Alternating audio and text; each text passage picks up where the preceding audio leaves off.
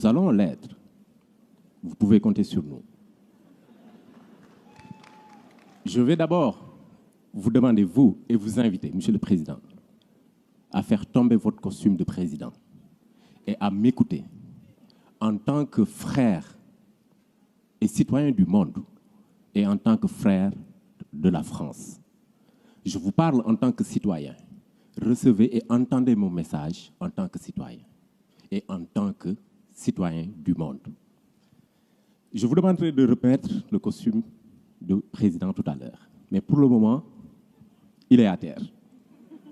Alors vous l'avez compris, Monsieur le Président, nous sommes maintenant dans la séquence des questions-réponses. Ça va être un peu plus sport. Il peut répondre à tout moment, quand il le souhaite. Voilà. Et vous pouvez donc interrompre, cher Fall, quand vous le souhaitez. On est disposé au dialogue, Monsieur le Président. Et donc, je m'appelle Cheikh Fall. Je suis africain, sénégalais. Jërëjëf.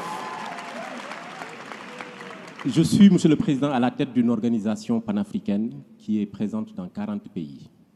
Une organisation qui regroupe aujourd'hui plus de 400 personnes et qui regroupe des acteurs de changement qui utilisent le numérique pour impacter et créer une nouvelle dynamique.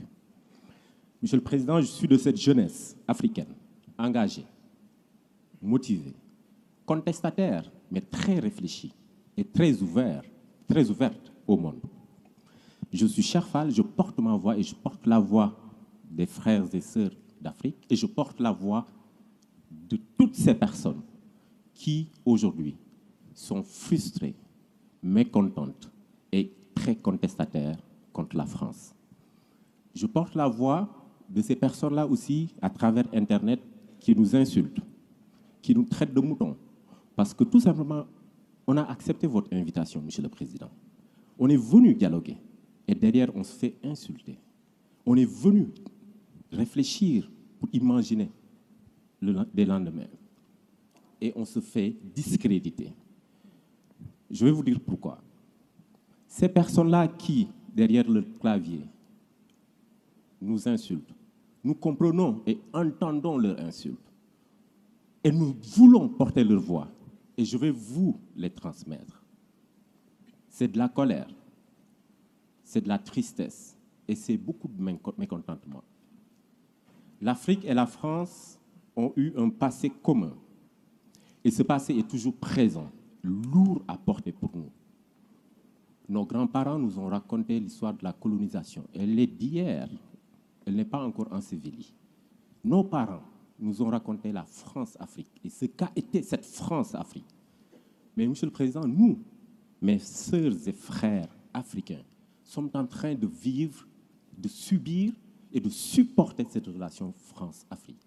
C'est cela que j'ai envie de vous transmettre et de vous dire.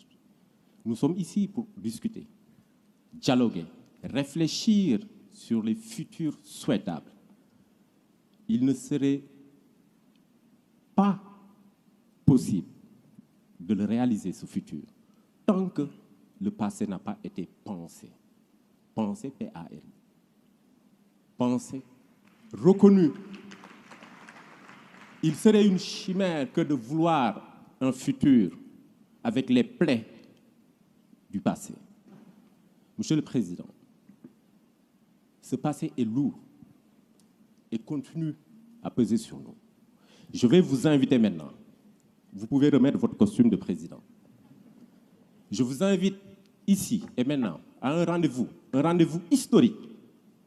Je vous invite à prendre ici et maintenant des engagements forts, des décisions fortes pour reconnaître et accepter de demander pardon au continent africain.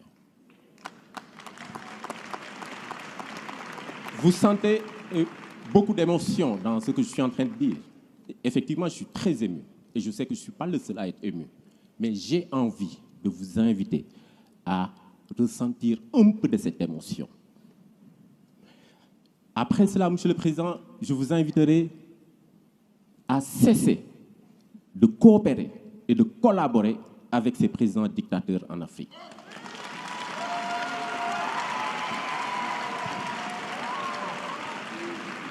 Monsieur le Président, toujours avec votre costume de président, je vous demanderai et vous inviterai à arrêter cette pseudo-coopération paternaliste.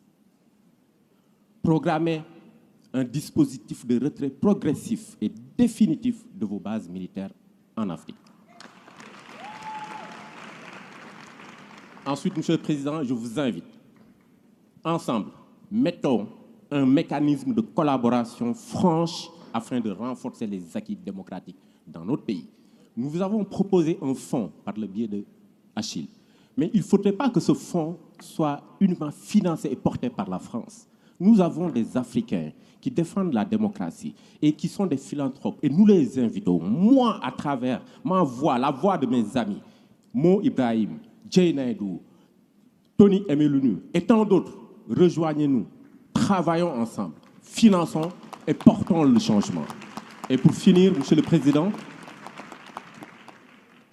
mettez en œuvre vos engagements d'Abidjan à propos du franc CFA. Mettez en œuvre, mais allez au-delà.